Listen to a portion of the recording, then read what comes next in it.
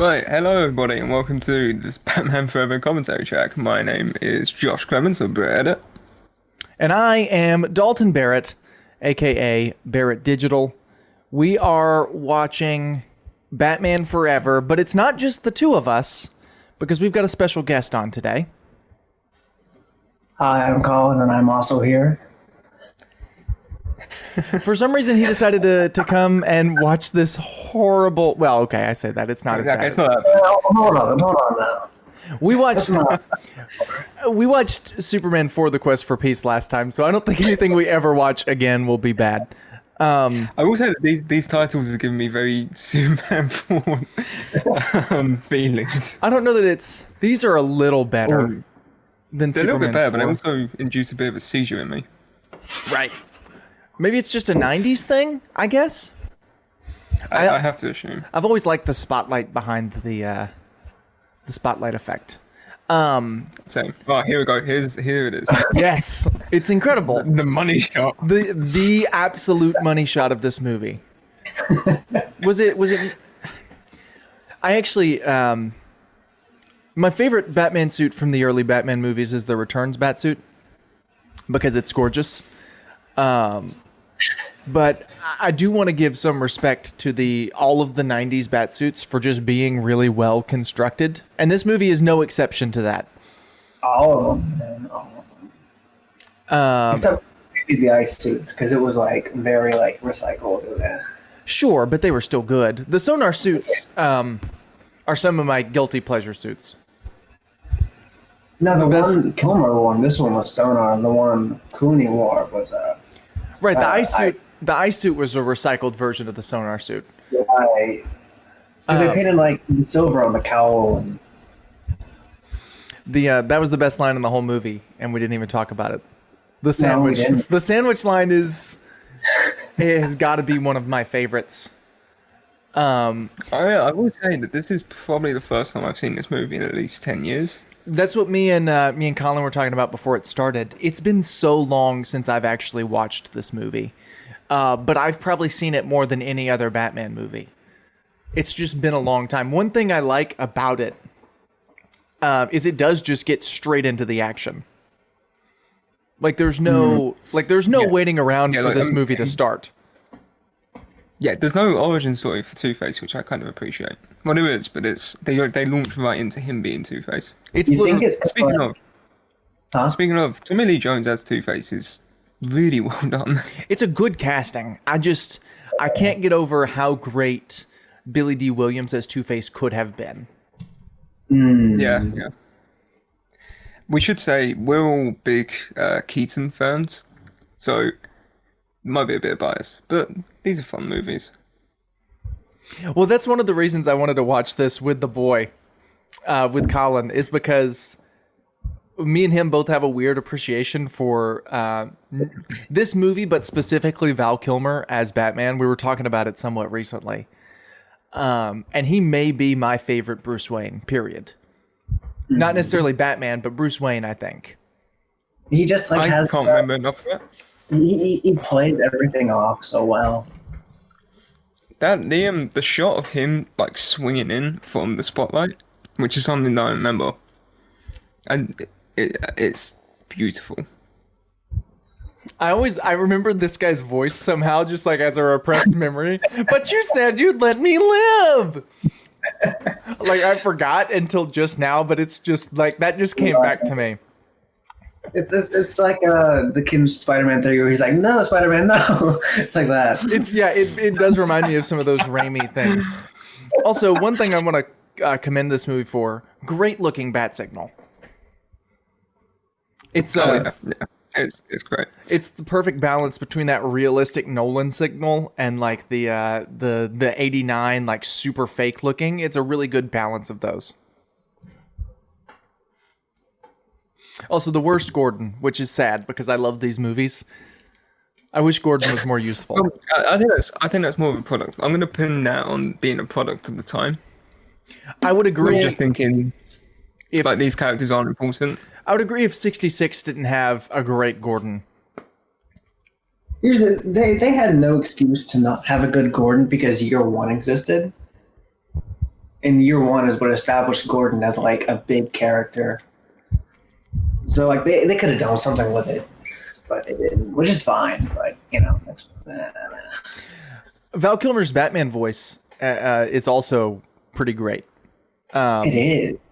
And that's something I had never picked up on because I haven't seen this movie since I was 10 years old. But Yeah, the sort of difference between I can remember parts of his Bruce Wayne, and the differences between this Batman and his Bruce Wayne are quite. They give me animated series vibes, which I appreciate. right, Nicole Kidman is horribly cast in this movie. Her and Val Kilmer have zero charisma whatsoever, Yeah. and that's really sad. I'm watching this on the DVD that was released sometimes, and it like pops up with based on characters by Bob Kane, and I just feel so bad for Bill Finger. I do too. I don't want to talk about it. The style of this movie is also great. The machine guns, like with the neon in them. Oh yeah, but everything in this movie is like neon and bright, and it's almost a breath of fresh air. Well, it also really clashes with the Burton stuff, which kind of sucks because these are supposed to be in the same universe, and I love the Burton stuff so much. It doesn't feel like the same Gotham City. No. Also, I feel like this is a good fight scene that is just horribly shot. But I think there's like I'm seeing some choreography in there. It's just between the 15,000 camera classes. and I think that goes a little bit more to Schumacher as a director than it does anything else. But it also, apparently, a little bit of trivia, this opening scene, Val Kilmer lost 5 pounds just filming this because that suit is so hot. So I would also understand if that's the reason that it looks horrible. Also, that little run, that little run down the hallway was hilarious. A minute ago, when Batman stops the guy from going through the elevator shaft, that's probably one of the most Batman-y things that I've seen in recent years. This guy auditioned for Admiral Akbar, but he didn't get it. It's a trap. I also have vivid memories of this too. This little scene. Do you know what this movie reminds me of the most? It's the Lego Batman game. No, I can see it. The Burton movies, or when I replayed Lego Batman out of nostalgia, the Burton movies remind me of them the most because they have the same score. Oh, they use the score. The Dan Elfman Batman theme is one of my favorite things. It's one of my favorite superhero themes. I know Dan Elfman gets a lot of hate, but I love Dan Elfman. And like his Batman theme, his Spider-Man theme are two of my favorites. Right, because Danny Elfman is Danny Elfman. That's just how it is. Right. The trumpets, it's beautiful. I also, this scene is, these seem less stylized than the Burton stuff, but they have their own style to them, which is really neat. Like the bathing that in red, there's no reason they had to do that, but it looks great. Bathing the interior of this safe in red is just great. Also, you've said about like the security guard giving you sort of flashback PTSD, and when he was like, "It's boiling acid," that's when I got him. In my opinion, it's you know who he sounds like, Josh, and nobody's gonna get this reference, but he sounds like Gold Digger from Robot in the Family. They've got the same voice. I've got to say, as far as sort of this being built in a set, which it does look, it looks like it's made in a set and it's been done in a set, but it's still practical, which I appreciate. The only piece of CG that I noticed so far, also that was a little rough green screen, but we've watched Superman 4 recently, so no green screen will ever be bad ever again. But the chain I saw earlier was CG. Also, this reverse footage here of it being pulled out, it's the same shot in reverse, and it's great. Also, this you were talking about. I just said I like how it's practical and not a lot of CG, and now there's a helicopter going through the city, and it looks like I'm watching Godzilla '97. Yeah, these movies did come out within. This and Godzilla came out within like 2 years of each other, so that makes sense. Do you know what? I used to really like Godzilla. Like I loved it when I was younger, and then I watched it when I was older, and I was just like, this is possibly the worst thing I've seen in a long time. So this is an older way of doing a CGI effect, which would basically be you would computer animate the helicopter in this instance onto a green screen and then chroma key that into your either drone footage or not drone at this time, helicopter footage of the city. And this was miniatures. This was miniatures, so they just kind of waved the camera in and out. Right. So, but what that creates is this really weird effect where it nothing quite matches up because it's hard to match the lighting of a green screen shot and also put in a CG effect. And that's that early 2000s CG that's when you see it, it's pretty much done that way. We don't do it there. I say we, I don't do any of that, but they don't do it that way anymore. Oh, this is the part that's always confused me because for the longest time, I thought Gotham was supposed to be New York because of this. Because the Statue of Liberty's in it. And then every now and then, like when we were watching Superman 4, we talked about this actually. Right, yeah, because they use New York as a backdrop for Metropolis. Right, because the Twin Towers were in it. Also, I love the Statue of Liberty's hat says Gotham across it. I didn't even see that. What a clever.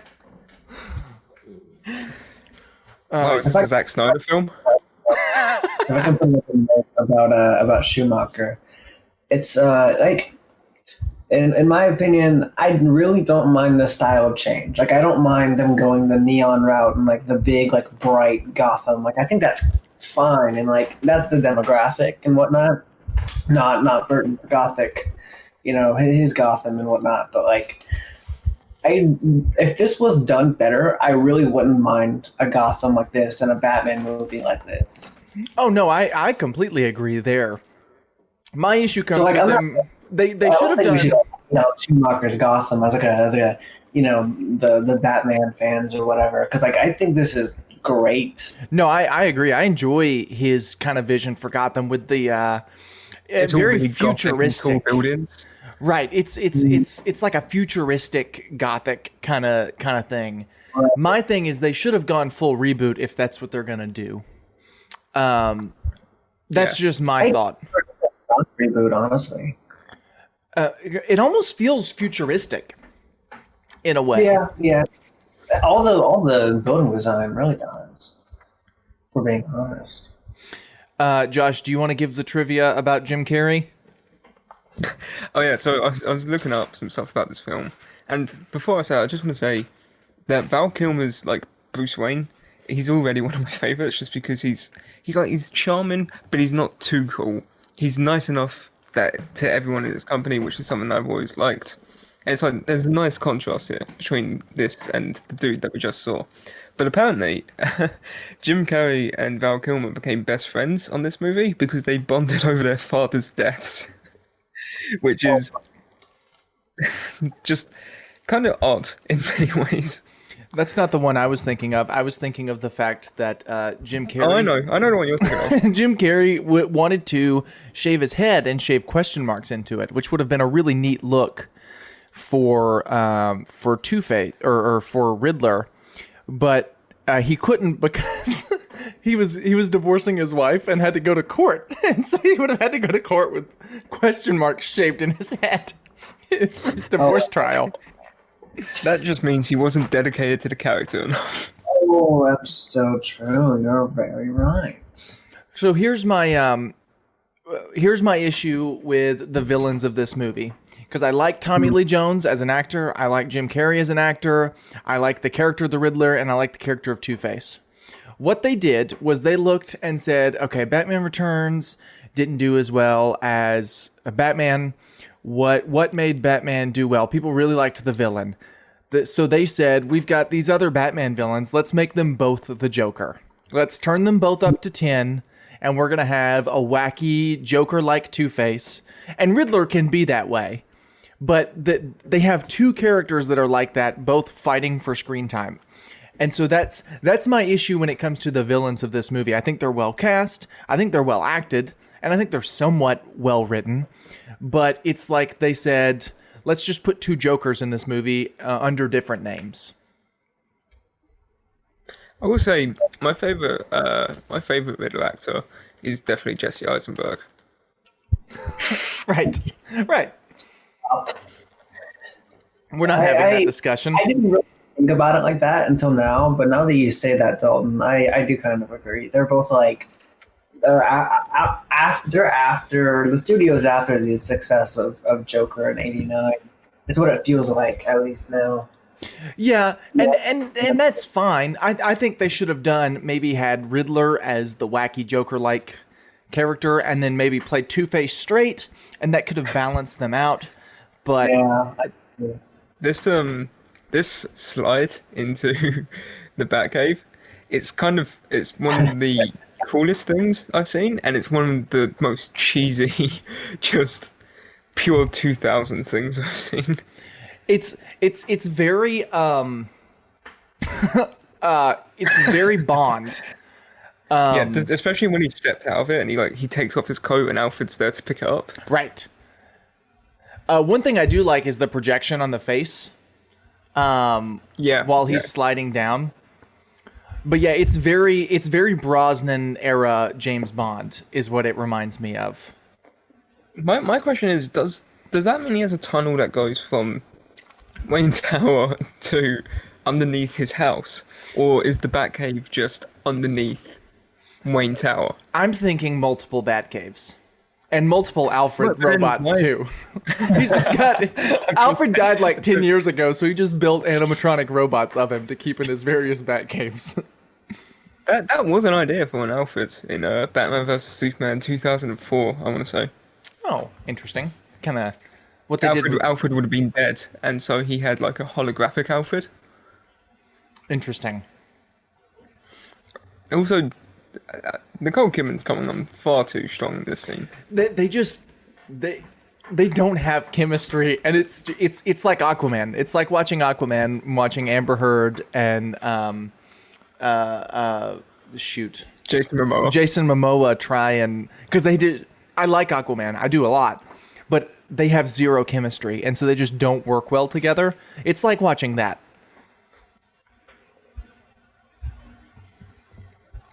I mean, this is her and Bruce Wayne / Batman's relationship is easily the worst part of the movie. And like going back to what you said about making both of the villains Joker, it's like them looking back and going, okay, people like Batman. What's good in Batman? People liked the Joker. People must have liked Vicky Vale, and so they just made rip-off Vicky Vale. It's like rip-off Vicky Vale mixed with Michelle Pfeiffer's Catwoman. Yeah, and Michelle Pfeiffer's Catwoman was meant to come back for this film, but literally everyone who wasn't a main character was just like, no, this looks awful. I don't want to be in this. Yeah. Kilmer's Emblem is one of my favorites. That's so clean. It's not. It's very well made. I wish it was the '89 Emblem, just because I love that so much. Dude, I think the dimension on this one's much better. Yeah, but I like the extra. I like the little extra pieces. Point at the bottom, yeah. Do you know now Alvin's the score just bumps up right there for him just diving off of a building. It's beautiful. It's great. It's pure. I know that. And then I don't know. I don't know how they. I guess they just. Go ahead. Interesting. Well, I know Batman. Okay.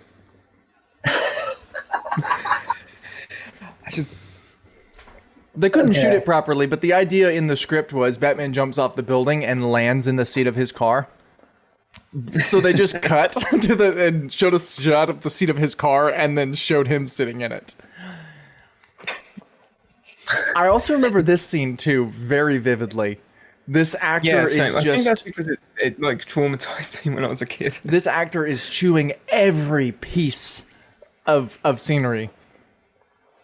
Not Jim His name Carrey, is the Jim other guy. Carrey. No, the other guy. Jim No, Carrey's boss is just. Not William H. Macy. Is that? Yeah. I'm just gonna call him not William H. Macy. There you go. I like to think that he also turned into a main Batman villain. Clock King. There you go. Okay, who did he turn into? Clock King. Yeah, there you go. Oh wow! Oh wow, that's good. Do you know what? He should have been Commissioner Gordon. You know what? That's not bad. I don't mind. I don't mind the actor for Gordon. I think I like his voice and he's a solid enough actor, but I think they could have written him better.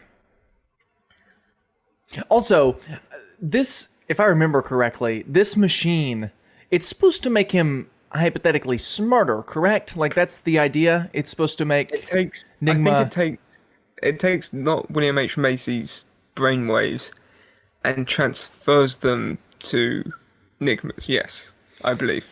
Okay, but they never really pay that off, right? Like, does he get smarter as the movie goes on? Oh, spoilers. At the end, he reverses it, so he gives all of his brainwaves away. Well, no, I knew that because his face starts melting. But it's like... No, are we watching Raiders of the Lost Ark? Yes. Can we be watching Raiders of the Lost Ark? Foreshadowing. Yeah, it's like he's put on the TV about fish, and now he's thinking about fish, so Enigma can tell what he's thinking about. So Enigma's going to have a lot of IQ. Basically, Enigma's machine works about as well as watching TV. I remember that too. That little dance. Yeah, same. Fred. That's his name. He's Fred. Jim Carrey, I forgot how, like, you said about the other dudes chewing the scene. I forgot how much Jim Carrey chews the scenes. Well, it's just, he's toned it down a little bit in his old age, but... It's like pure mask. Yes. Yeah, he's kind of funny around. It's the Joker. I mean, it's the Joker thing. Right. They said, do the Jim Carrey thing. And he's like, oh, yeah, all right. Next time I need to insult someone, I'm going to call them a toad. You demented, bizarre, unethical toad. Oh, this was the part that I remember when he drags him in the chair. Yes. You're fired. I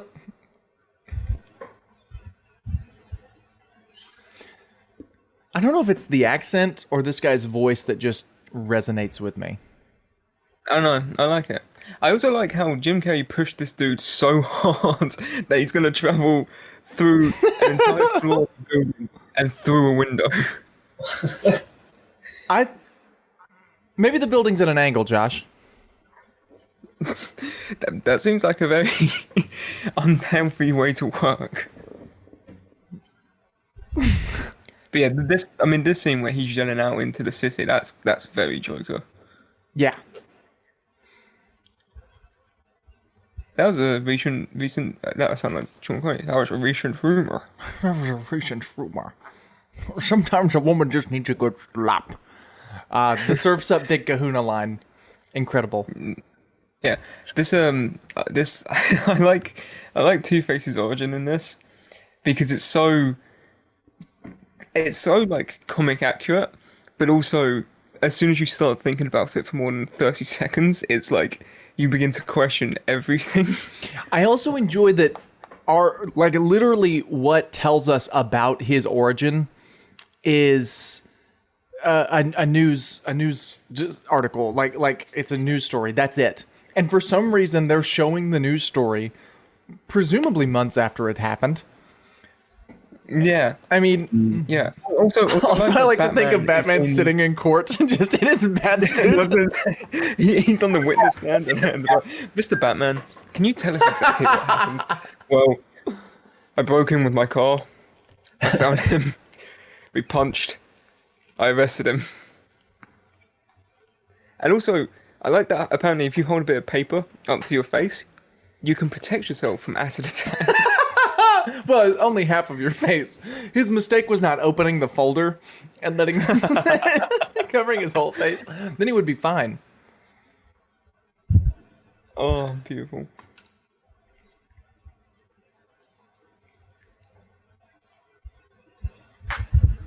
What a stupid. I believe it.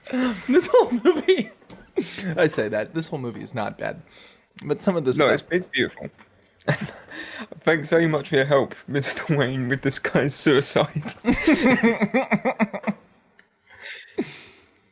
I like Also, this scene I've where he's always like, I want wondered- full benefits to the family.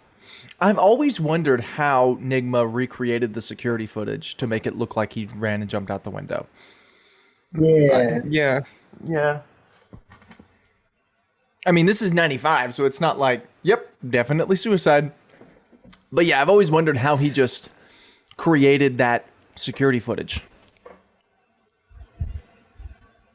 Well, I like that. This is moving on. I like that Bruce Wayne's like, I want full benefits, and they even go as far as saying, "Oh, the insurance company's not going to cover this," and he goes, "Yeah, I know, but do it anyway." Because Like, Bruce Wayne's a that's very- sweetheart. Yeah, and he is. And I like that. I feel like we don't get enough good Bruce Wayne stuff to counter the bad Batman stuff, which is it's something that I really like about a lot of the earlier movies. It's like you've got this dark, brooding, and almost anti-hero a lot of the times, and then you contrast that with Bruce Wayne, who's like, yeah, I want full benefits for the family. They'll get covered by all costs. I want to help people. That was one of the things I think the Dark Knight trilogy did really well. Yeah, Was the contrast between Bruce Wayne and Batman, because you have Christian Bale's Bruce Wayne, who is literally like just this playboy. He's letting the girls swim in the pool and all this kind of stuff, and then he's like super serious as Batman. And I think it was done really, really well there. But this is a much different Bruce Wayne that I also probably like better, but doesn't contrast quite as much with Batman. But still, yeah. Batman as a character doesn't have a lot of character, ironically. right. Bruce Wayne definitely shines more in this movie, and I would say that's due to the performance, but definitely shines much more than Batman in this. So where did Riddler get this question guy? Just Well, I assume he had to buy a Zoltan machine, and then he decorated it himself. But I like that. I mean, I like that he's a planned guy. You know, he's got the suits ready. He's got his look when he becomes a maniacal supervillain. see, my thought was he bought that from somewhere. And And bought that's it from supervillain.com. Okay, got it. Perfect.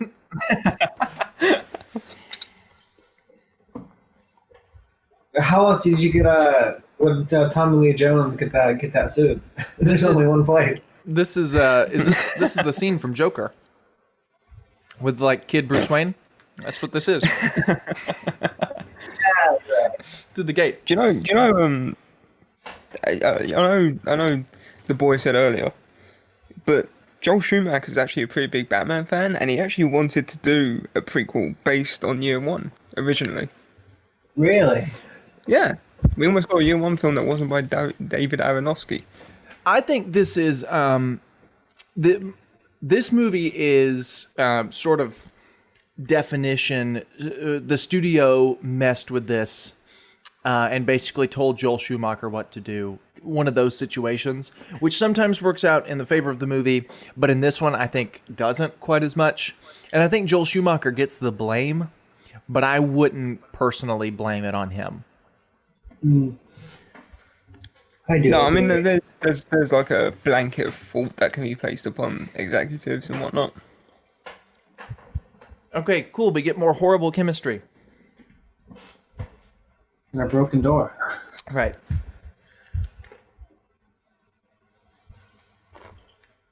The boxing thing was intriguing. Yeah, Yeah, okay. And that character, that's fine. Good tool. I think it's odd. I'm just trying to picture myself at the office, Maybe I'm on my lunch break. I finished lunch a little early. So I hang up a punching bag and start boxing in my office while I'm waiting on a patient. No. You got it wrong. What happens is she has the boxing bag there, so when she's talking to a patient and they start annoying her, instead of lashing out at them, she just goes, "Can you give me a minute?" And she turns to the side and just starts beating it. It's just such a weird setup. So after Tim Burton dropped out of making this movie, guess who actually was considered to direct? Zack Snyder.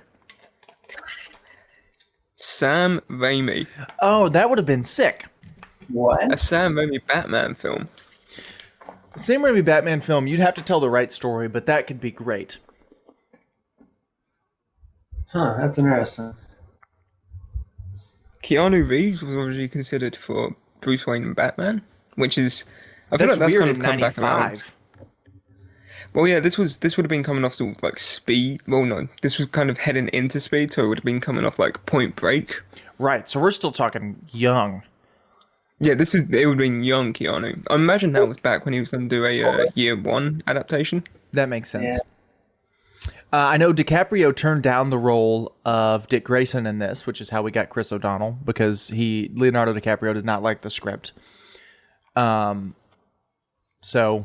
that happened. That happened. It did happen. I feel like that's all you can say about this movie. I love this. That happened. I love the Rorschach test thing. She's like, "Oh, that's a Rorschach, Bruce. You see what you want in it, but it's a bat. Like there's no, it's a bat." Like what do you see? I see Chernobyl. I think anyone would see a bat in that Rorschach painting. I don't think it's one of those. You bring your own interpretation. It's a bat.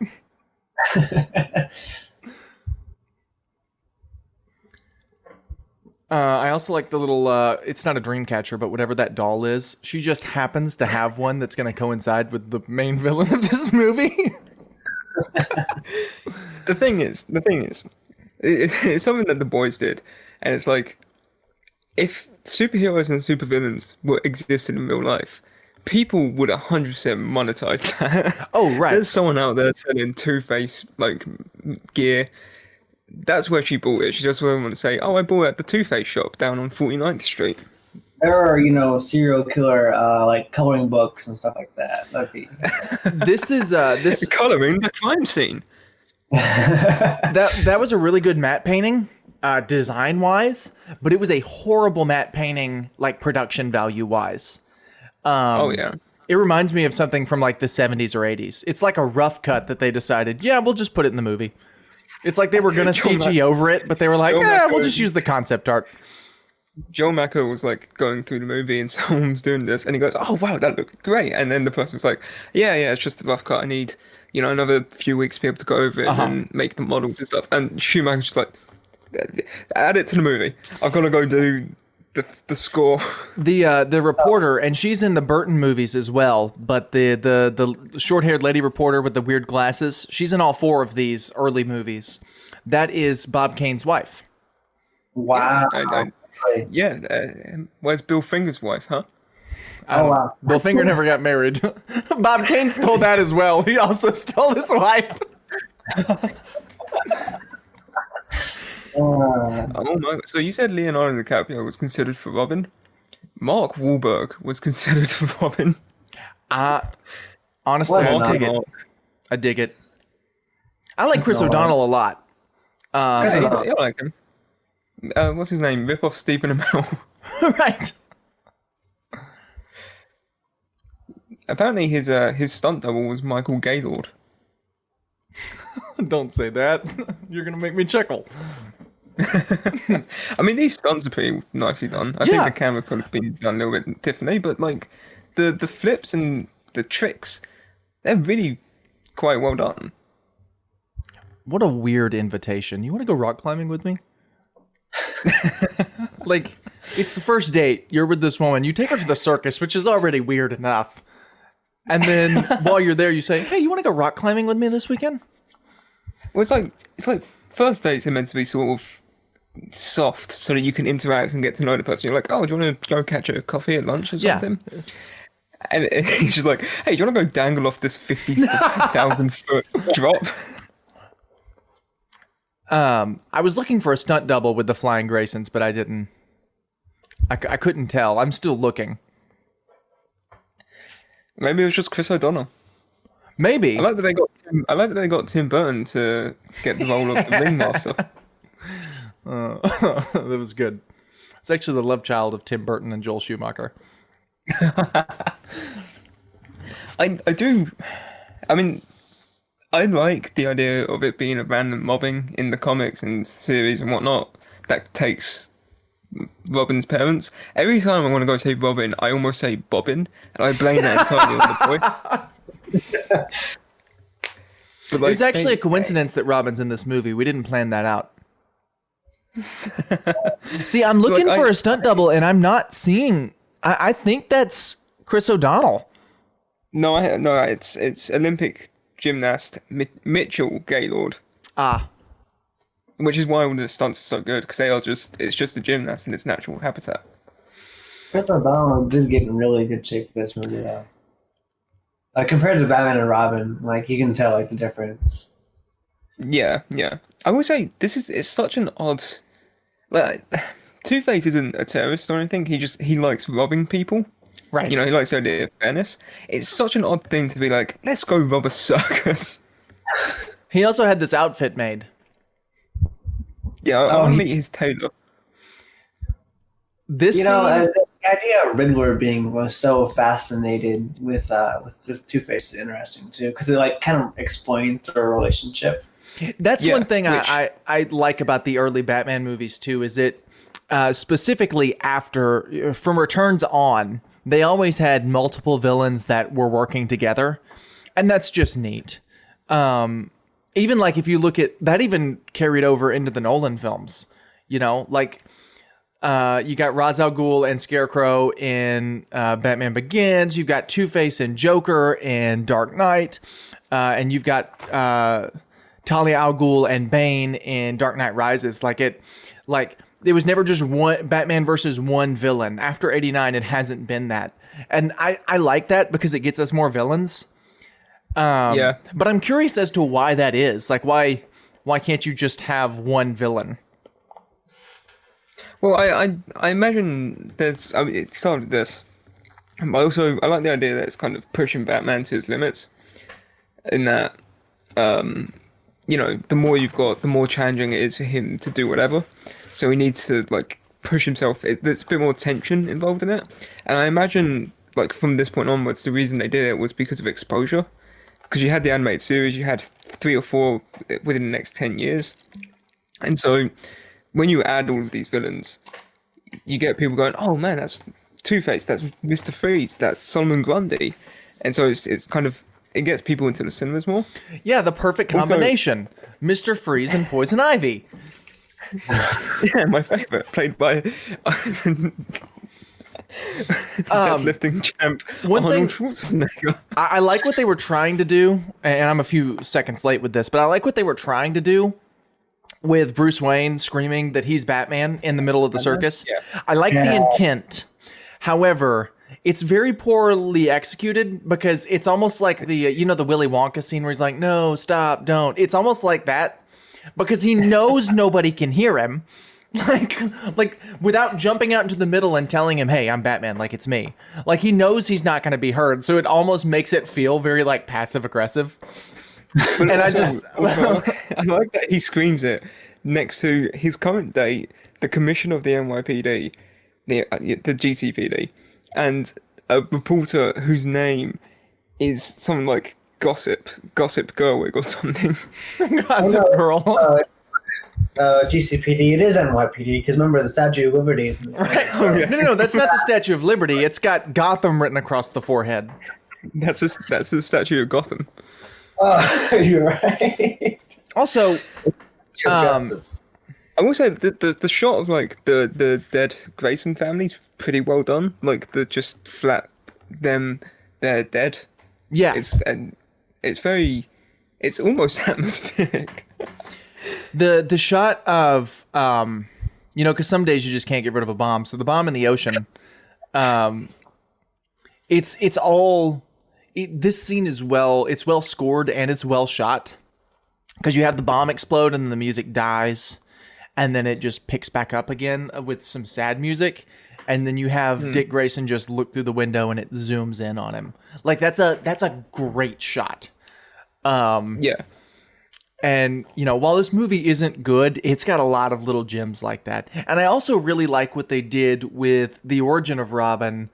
Not the circus part, but him actually, like, moving in with Bruce Wayne. It's not like Bruce Wayne just adopts a little kid. Because while, you know, that's the comic thing, it's literally, hey, this guy needs a place to crash. His parents just died. Can he crash with you? And Bruce Wayne's like, yeah, sure. And that's similar to how I think they should do it with the Robert Pattinson's Batman. We talked about this a little bit. My suggestion for them to do that would be to take Robin and have him already be Robin, and then do like the Iron Man, Spider-Man MCU thing. Like he becomes Robin on his own, and then like maybe Bruce tries to get him to stop. And when he realizes I'm not going to get him to stop, bring him under your wing and kind of teach him that way. But that would be like my go-to, this is how you should do Robin. But outside of that, I really like the way that they did it here, where it's literally just like, just let him crash at your place. You know, his home was the circus. And so now just let him stay here for a bit. And I like the way that they handled that. Yeah, I mean, I would say that this kind of version of Robin seems to be a bit of a amalgamation between Dick Grayson. I think, I can't remember off the top of my head, but it feels like an amalgamation of all three, in that it's, you know, you've got Dick Grayson in terms of his ability, and he's a gymnast who lost his parents, who moves in. He's quite Jason Toddish in, like, the bike riding, the angsty teen. He's like, I don't want to be here, I don't like you. And then he's also a bit Tim Drakey in that he discovers the Batcave on his own. He's very sort of inquisitive, is that even a word? Inquisitory, there you go, that's something. He's Tim Drakey because he wears a bird on his head. Yeah. Oh, yeah. He's Tim Drakey because he dresses like a duck. Because in all honesty, I completely understand, and I know Robin fans, you know, like me, really don't like it, but I understand the reasoning behind, like, oh, he's a biker guy and he does all this and whatever. Because, like, the public conception of Robin is the Burt Ward version, so you need something so radical to kick Robin back into place and kind of like, whoa, a legit character. So for that, I really don't mind what they did, and I quite like it. It's neat. Yeah, I really enjoy this version of Robin, simply because I like older Robin, and I think I will always like an older Robin, because it's less creepy. You know, anything younger than like 15 is creepy in live action. I mean, and just because Bruce Wayne is like this single bachelor. Like if Bruce Wayne was like married or whatever and then adopted a kid, that would be interesting.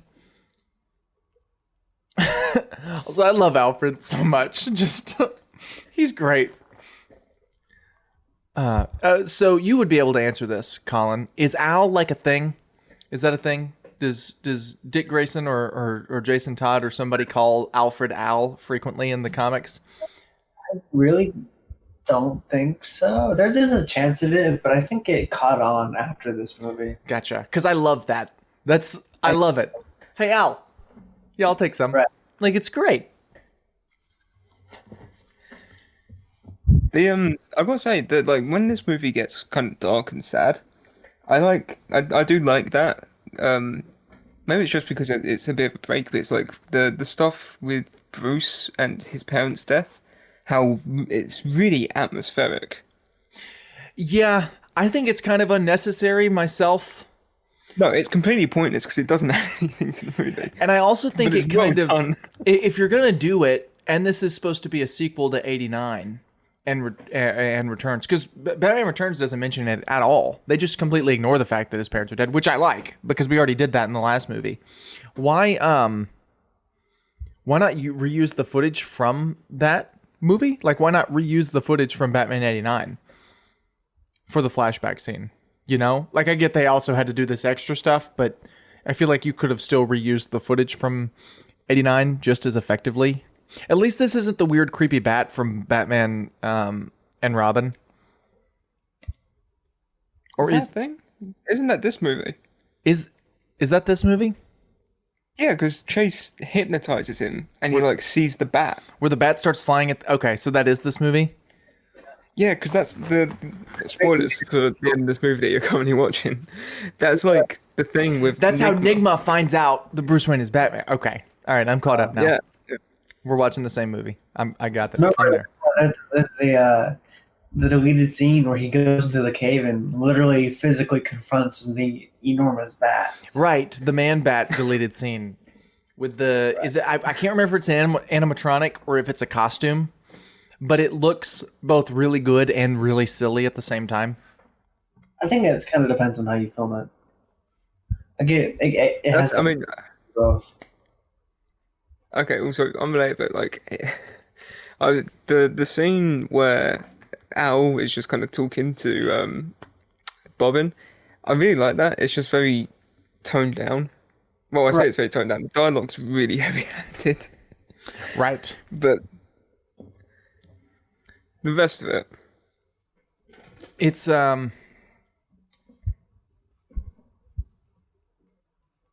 yeah, they really coded on this Robin stuff. Like they're like they really had to code it on. And I guess if you're he flew in like a robin. Did you get it? I feel like, you know, in this slightly more serious world, if you're introducing a character named Robin, like, I guess you have to give some sort of explanation because that is such a silly idea to take like this serious version of Batman. And, you know, I say serious, but it's, you know, it's the Schumacher Batman, so you get it. But it's like you have to give a reason for that as a baseline, and then everything else can follow. But you have to give, like, why does he wear red? Why is he called Robin? Go. And like, they did a good enough job, but it's just very, very heavy-handed, like you said. Actually, Well, yeah, the you flew in like a robin. Oh man, Tommy Lee Jones in that like the old mother outfit. Do you know what that gives me big vibes of? Spider-Man 02. Yeah, I know exactly what you're talking about. I was thinking You're the one same that's thing. out, Garby, out of your mind. Oh, do you think Sam Raimi stole that idea from this movie? Oh, I think that was originally Sam Raimi's idea, and then Joel Schumacher saw it, and he's like, "I'm gonna take that." When he was slated to direct. Gotcha.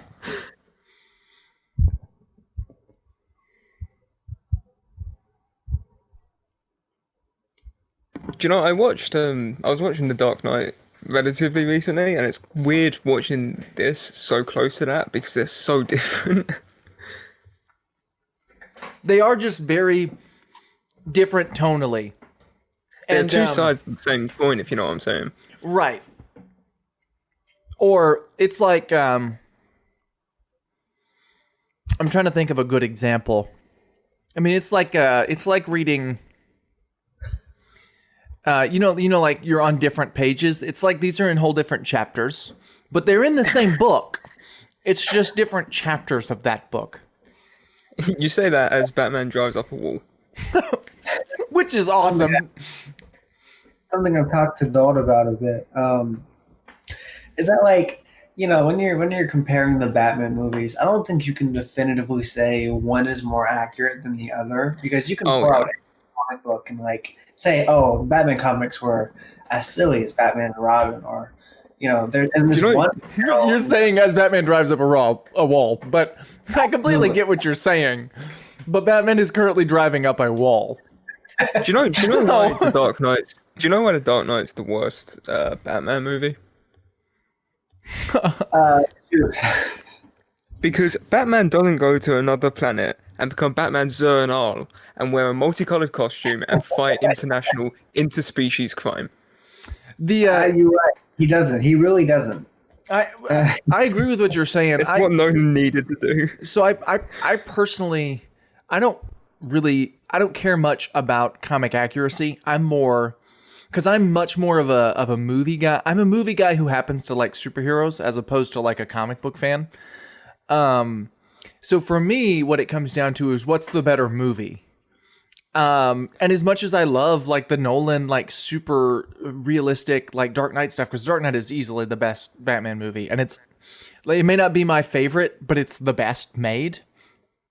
Right. This also has its charm. Is this what you do when you make concept art? Yes, I Photoshop my head onto a statue first and foremost, which actually may not be a horrible idea for getting some smooth bases. It's not actually that different to what we really do. Right. I don't know that would be the worst idea to get some smooth bases using some like Renaissance statues. We just have to send him over to Spider Monkey and let him smooth them for us. Yeah, and then we just need to... Oh, I forgot Drew Barrymore was in this movie.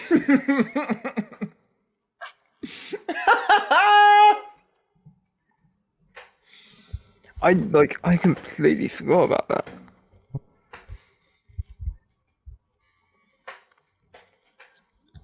I also forgot. Do you know what this lair is, by the way? I do not. It's Max Schreck's lair from Batman Returns, but the other way around. Huh. Interesting. Is it really? So I guess in canon, Two-Face took over Max Schreck's building. Interesting. I like that. I don't... Oh, man. Also, Two-Face has horrible security. Oh, yeah. Riddler just walks in, and he's like, how do you get here? I'm gonna kill you. And then he walked in. It's not like he killed 15 people on the way in. Riddler design is pretty great. Yeah. In terms of like a well-made comic accurate costume, it's pretty great. It's also kind of homemade, which is neat. Right. I don't particularly know why they didn't just use slacks instead of giving him tights. But because that's why. I also would like to say that it's ironic how these two have more chemistry than the main romantic leads. And these two hated each other. Yeah, have you ever heard that story, Colin? Did I? I don't know. So apparently, Jim Carrey went up to Tommy Lee Jones at a diner or something when they had both been cast, and he tried to initiate a conversation with him, and Tommy Lee Jones says something along the lines of, I hate you in all your movies. No, it was much worse than that. It was like, I despise you and everything you've ever done. But it was like, I wish I could remember the insult, because it was beautiful. I mean, absolutely beautiful. I got you. Yeah, look that up for me, mainly because I want to know that more than I actually want to watch the movie. Tommy Lee Jones took this role because his son's favorite Batman villain is Two-Face. And so when he told his son that his son was 11 at the time, that he could be in a Batman movie as Two-Face, his son basically made him do it. And so that's very wholesome that he took the role for his son. Did you know that Sir Sean Connery's last movie is technically Sir Billy because he wanted to do it as a favor to his mate? What's that? Also, would you like this quote? Would you like this quote in Tommy Lee Jones's accent, as done by a not professional voice actor who's also British? Sure. I hate you. No, I'm not. That was Obama. I hate you. I really don't like you, and I cannot sanction your buffoonery. That's it. That's the line. I cannot sanction your buffoonery. You know what's even more wild than any of that? The fact that Coolio was in the next movie. Do you know what Jim Carrey should have said to Tommy Lee Jones? He should have called him an unethical toad. Uh, I still don't. What does it do for them? they don't even know. Like I don't. They never say what this does for them. Also, there's a piece of pink makeup underneath Riddler's mask that. He's gonna. Oh, I can see it. Yeah, there's like a contour. It's worse on the left side, stage left, than it is on the right side. Like he had like stage makeup and then like the mask. The and mask there's no moved makeup. up. So you can like see like his pale skin. I forgot about this scene with the diamonds. Oh, yeah, I remember the diamond scene. I also want to say that Tommy Lee Jones's makeup, like skin, is really good. It's interesting. I mean, it's a great design. Very 90s. I love the laundry scene. What where he's doing flips and stuff with his Yeah, sock. it's great. I love it so much. It's it reminds me of the basketball scene in Daredevil. Yeah, it's more useful than that scene because this Also, establishes. the end just like makes it. The basketball scene in Steel. That's a movie we need to do on here. Is Steel. Oh, no. I want that juicy. I get shack meat. I get migraines for calling these things. And I'm starting to think it might just be because Don wants us to watch Steel and Sir Billy. Yeah, that's true. In a year, I don't quite understand. I know you said earlier, I don't understand their plan. So they're robbing people. The Riddler has this machine that can take people's brainwaves. He wants to get back at Bruce Wayne, and then Tommy Lee Jones is just like, why not? Yeah, no, it doesn't. It doesn't make any sense whatsoever. It would make sense if Riddler already knew from the beginning that Bruce Wayne was Batman, because Two-Face has a vendetta against Batman, and Riddler has a vendetta against Bruce Wayne. So you put those together, and that's a movie, right? That's how narratively films tell stories. That's a movie. but they just decided to do that, but without actually making it make sense. Great Batcave set, by the way. Oh yeah, lovely. Also, Michael Gough as Alfred is iconic. Oh, and absolutely. I don't think anyone can take that away. I mean, I love Jeremy Irons. I love Michael Caine, but this dude is Alfred. Even when the series goes bad, he's still one of the best parts. He's just Alfred, man. Like he's the exact same through every movie. Yeah, he's everything. Enigma Tech. Man. This will be in every home in America. It's a blender that I have stuck 2 pieces of plastic to the side of. Yeah, I don't know why they didn't. I mean, I know they changed the design for this version, but it still just looks like a blender. This is a COVID-19 Zoom call? That's what we're doing right now. Yeah. So these the green waves in the air, are they there for other people, or that? No, I don't know. Just... This is the thing. It reminds me of the scene from Scooby-Doo where the people get their souls sucked out of their body and they're swimming around in the little pool.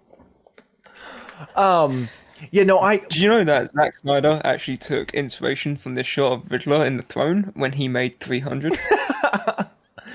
The thing I don't get is what it does. Because we never see that it's like, I guess it's supposed to be like an allegory for invasion of privacy, maybe? I guess. Don, I think you're thinking far too into this. Probably. It's actually meant to be an allegory for the NSA invasions of the 2010s. Young sir. I like this scene too, where the same way he flips around into shit. It reminds me of the that one scene from Taken where it's like Like it's all the cuts for Liam Neeson that gets over the fence. But the door should have closed. You know, like Yeah. like Also, he like slid down the stairs, but Alfred like disappeared. Alfred's just gone. Alfred didn't actually go in. Alfred went in to grab one of the pieces of silver. Oh, how great would that have been?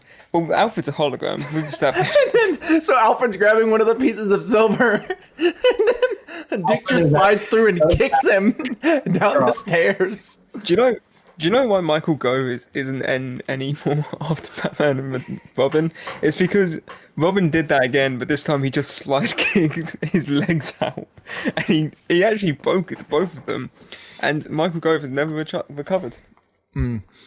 There's a scene coming up relatively soon, where Dick takes the Batmobile out for a joyride, and I quote it a lot when I'm talking to Colin.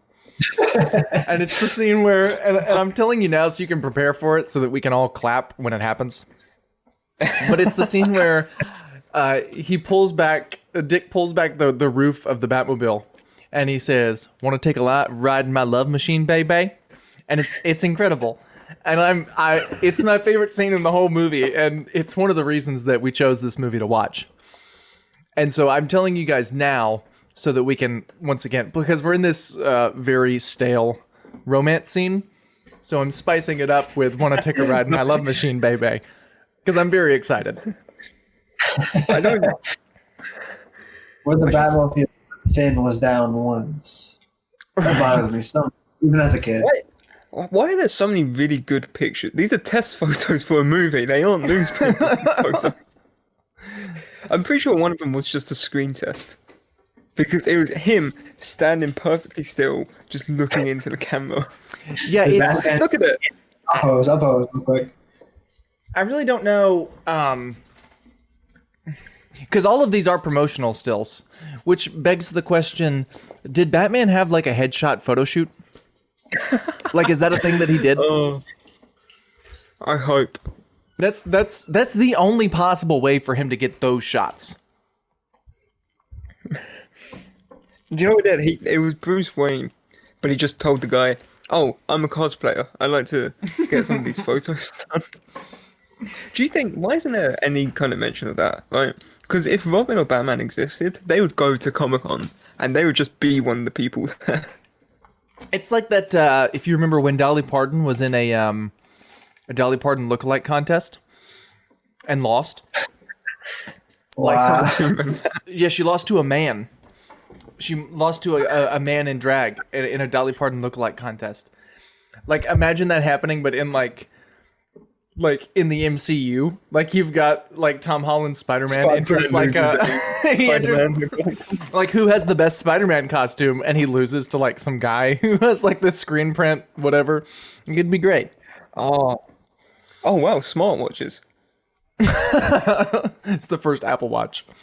I like how every time the romance scene starts, we just talk about something else through it. Because there's nothing to do. I also like that he's being like secretive about it, right? And so he's going like the other car, and I'm gonna start. And then he makes that face. He like grits his teeth. I also like that this. Oh, here, all right, everybody, we gotta be ready. We gotta be ready. Oh, hold on. Because I want everybody to start clapping. Okay. Here we are. Because it's the best scene. I also like the thugs. They're very interesting looking thugs. Well, one of them's Coolio. Oh no, that's the next movie. Beautiful. It's incredible. Beautiful. It's the best line in any Batman movie of all time. I also want to say, this is apparently what Gotham is just like on an everyday basis. If I was walking home, I'd have to walk through all these people. And as someone who lives in southeast London, it's not that far off. I can only presume this is what New York is like at night. This is actually Chicago. Okay. This is just Chicago normally. No, this is Los Angeles. This is I still love quarantine the Los idea Angeles. of Dick Grayson just like joyriding the Batmobile. Like that's like very fun. Yeah, and that's something I think my knowledge of the Robins is not super up to par, but that's something I could see almost any of the Robins doing, like taking the Batmobile out on a joyride. Right. Which is another thing where this almost feels like an amalgam. Specifically of Jason Todd and Dick Grayson, but there's some Tim in there too. I think the Tim yeah. independence and like, you know, being able to hold his own to an extent. Right. Yeah. And the logo. The logo is Tim. It's the Tim Drake Robin logo. I do like the neon thugs. Yeah. It begs the question, like, where is the black light? That's just the moonlight. I guess the moon over Gotham is just a black light. I also like how they're in this neighborhood, and apparently, literally every single person who lives here is one of these thugs. It's Like yeah. not even one household isn't part of this gang. Or maybe this is just like it's the Ninja Turtles 3 thing. Or the Ninja Turtles 1990 Ninja Turtles movie thing where it's like they have like the gang has its own house, like building. It's like a frat house, but for the gang members. Dude, I gotta say the Batman like gliding down, that was a really nice shot. Yeah. Anything showing off the bat suit and stuff is pretty good. The fight scenes, that was actually the best fight scene in the movie. Oh yeah, I like Robin beating up Batman. Yeah, Because it's kind of like all the rush kind of just like ends, and then like the adrenaline just kind of like ends with the thugs going away, and then he's just like mad. And then he also Bruce Wayne is Batman, and he's like being confronted by Batman for the first time. And he's like, this yada yada. It makes sense. I like it. Yeah, no, I enjoyed that. It's kind of silly looking, but I like it in concept. It's another one of those things. Like I really like the concept of it, but it's pretty silly looking. This Batcave is so cool, isn't it? Oh yeah, all of the 90s Batcaves are great.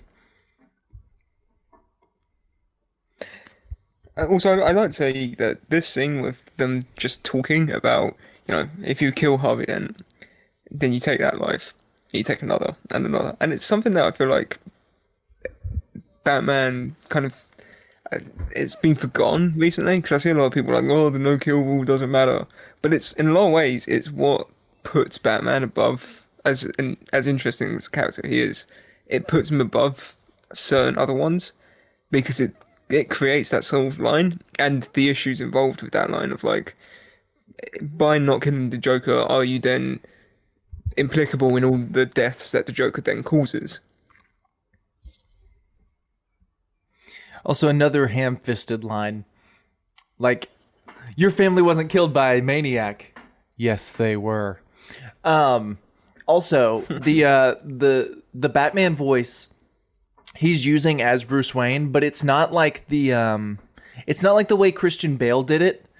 Because Christian Bale did that too. When it was just Alfred and him around, he was still using the Batman voice in the Batcave, which was like there. It's like, oh, that's weird. Like you don't have to do that.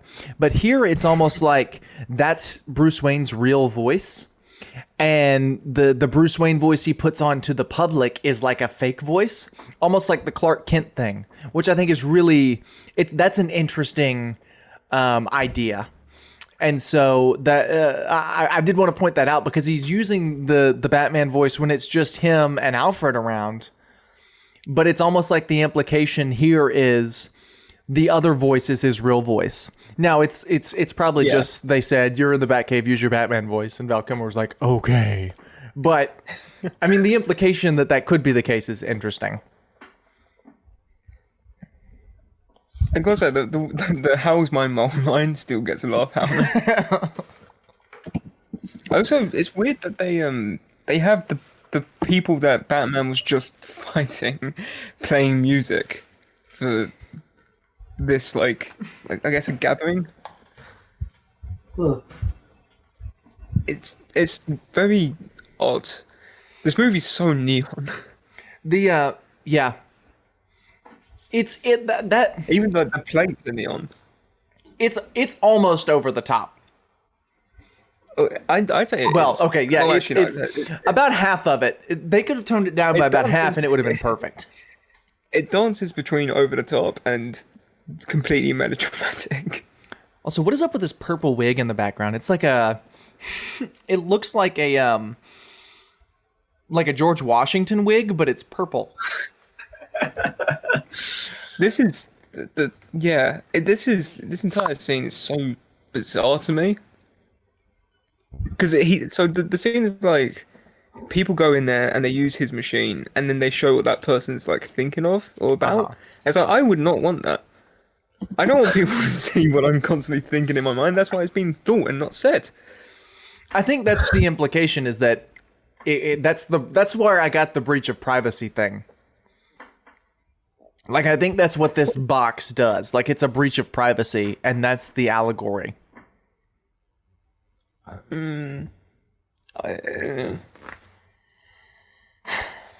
I do like how Jim Carrey is trying to look exactly like Val Kilmer. Like that's a really kind of neat detail. They've got the As same soon as- haircut. Right. Yeah, as soon as Bruce Wayne puts the glasses on, Nigma puts the glasses on, and vice versa. I do like the glasses. Yeah, they're nice. They're not quite the glasses from '89, but they're that same kind of what, style. The circular one. Yeah. Wait, did you see that in the background? There's Batman. Turns into Bruce Wayne. Where's Batman in the background? He's on one of the TV screens. I guess they probably just had leftover footage, so they just reused it. Honestly, I wouldn't expect it.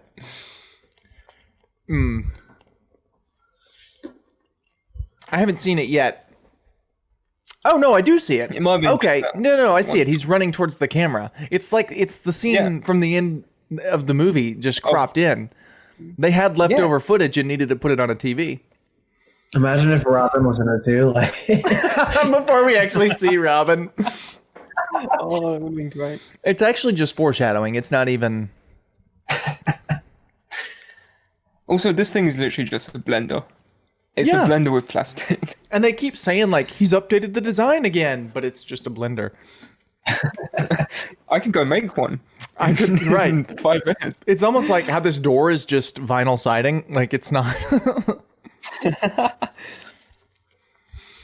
Also, Jim Carrey dances just like that in Sonic the Hedgehog. Nothing has changed.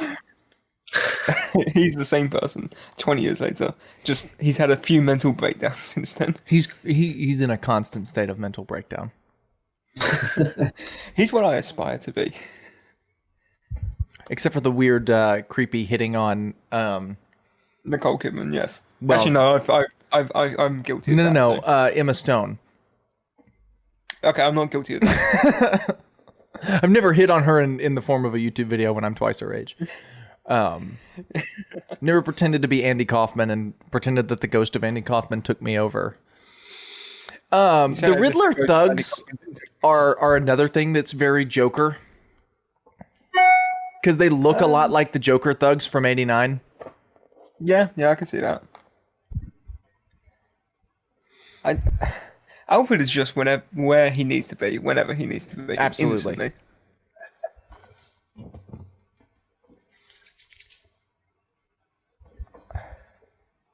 This entire scene is just. crashing through is so good. Oh yeah. Yeah, no, I agree. There are so many things about this movie that are very, very Batman, which is neat. This movie is like a fanboy's dream, right? Like structurally as a film, it's not great, but there are so many very Batman things in it that it's just neat. Do you know what I was going to say that this movie reminded me a lot of? What is that? Spy Kids. In that, Okay. it's like the same. I promise I can relate these two. In the same way that Robert Rodriguez made Spy Kids, because he was like, "Oh, I just want to make a movie, basically with my kids, making all the ideas and to make them happy." It's like Joel Schumacher was just like, "Yeah, I just want to make a movie that would make kids happy, and I'd have Batman in it." This fight scene's quite good. Yeah, That's a, it's very 89. This fight scene is specifically. Yeah, I also appreciate like Riddler and Two-Face talking, and he's just like, showmanship, it's key, and Two-Face is just knocking back glasses of wine. I also like the idea that That- Alfred used to work at Buckingham Palace. When's the Pennywise show covering that? Pennywise? Pennywise. That's it.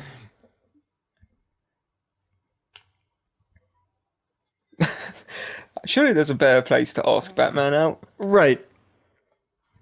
I do like this cowl a lot.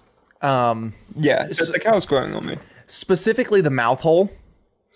Because The I'm wide always the mouth hole fan isn't of done enough. the wider mouth hole, but I like the square of this one. It's why I like Robert Pattinson's. 'Cause Yeah. it's basically just half a mask. Right. Which I prefer to this, but as far as like the early Batman cowls go, I really like 89's mouth hole, and I really like this one. Right, yeah. I want to see Joel Schumacher make a map of Gotham. I don't know where people drive. I don't know where the roads are. Everything seems to be right next to one another, and there's no difference. Also, the shot of Batman jumping off the building was kind of sick. oh, wow. This is the "Why won't you just die" scene, which I love. It's another one that stuck in my head. Another cool use of like Batman gadgets is the cape that he's about to use to cover himself up. Like that's another thing that these movies did very well. The two Schumacher films. Very accurate to like the 60s and 70s era of Batman, where he was a bit campy, but he had a gadget for everything. But he's also kind of cool. There's a really neat fan theory that I like when watching this movie, and that's that it's a Hollywoodized version of like the '66 Batman and Robin, but it's a biopic about Batman and Robin meeting in that universe. Because that universe never gives us an origin for that. So it's, some people say like this is the prequel to Batman '66, which is another thing that I really just enjoy. Because it does isn't in Batman '66, except for that one movie. Right. It does kind of feel that way. This Riddler feels very much like the '66 Riddler. I don't know. Obviously that was never the intention, but it really kind of changes your perspective of this, and more specifically Batman and Robin, when you watch it with that in mind. Because it's almost like, towards the end of the movie, you'll remember the Holy Rusted Metal scene, of course. Like it's like, oh, that's how he got the catchphrase. It just kind of changes the whole perspective of the film. I could look at it that way if it wasn't for costumes. Well, there's no- of course. Of course. But yeah, I mean, it's neat. Oh, Nightwing. Yeah, that was one of the trivia things. He suggests Nightwing as his name. I thought that was pretty neat. Yeah. I also want to say, I have subtitles on, and he says Nightwing is in night, a medieval knight, and then wing. Mine said it the right way, so maybe yours was just wrong. Mine is the official. I'll have you the official subtitles, written out by someone when they had 5 minutes to spare. Val Kilmer was in great shape. Oh yeah, but that's putting because that he out there. lost 5 pounds filming the opening. Imagine what he looked like before that.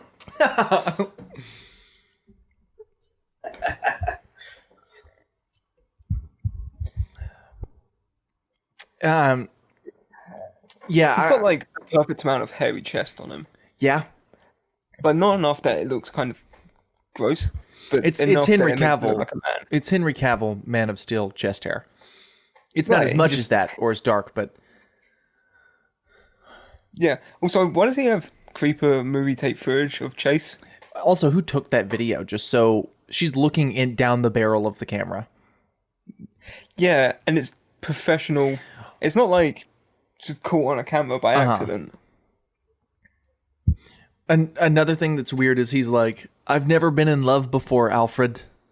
When the last two movies, he had two separate love interests who he was in love with. That was one thing as a kid that I never could, because Nicole Kidman wasn't in Batman and Robin. It was, and so he's had 4 different love interests throughout the course of these movies, and he's always like, I've never loved a woman before, Alfred, and then he's like in love with this woman, but it's I've always thought that was an odd thing.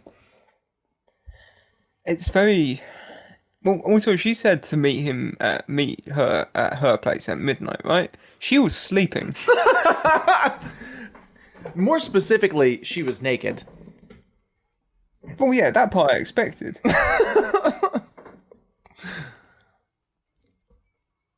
I just Nipples on the bad suit. I'm just gonna rip that band-aid off, just by the way. I've been trying to avoid it the whole time. It's not that bad. Specifically in this movie, it gets worse in Batman and Robin. It's weird. It's not that bad. It's a very weird design choice, but it's not the worst design choice. I can get over it. No, I mean I prefer it to the idea of showing the back crotch in the intro. I don't need to see that. I don't think the nipples are that big of a step from the molded abs, which I don't like the molded abs myself, which is why I prefer the return suit or the sonar suit. Which is why I think I prefer the 89 suit. Gotcha. See, the molded abs I think are just as weird as the nipples, which I guess is why I've never really had a problem with the bat nipples.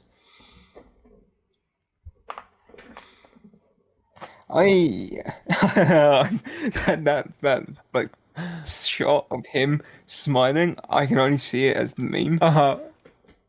I can never see it as anything else. And it's such a weird shot. It's so weirdly timed. The set design as a general point of this movie is really well done. Every set looks and shines and is colorful and pops. Okay, well done is too much of a compliment. I would say well executed would be the term. The design is not good. Tear my eye now. The design itself is not good. The execution is.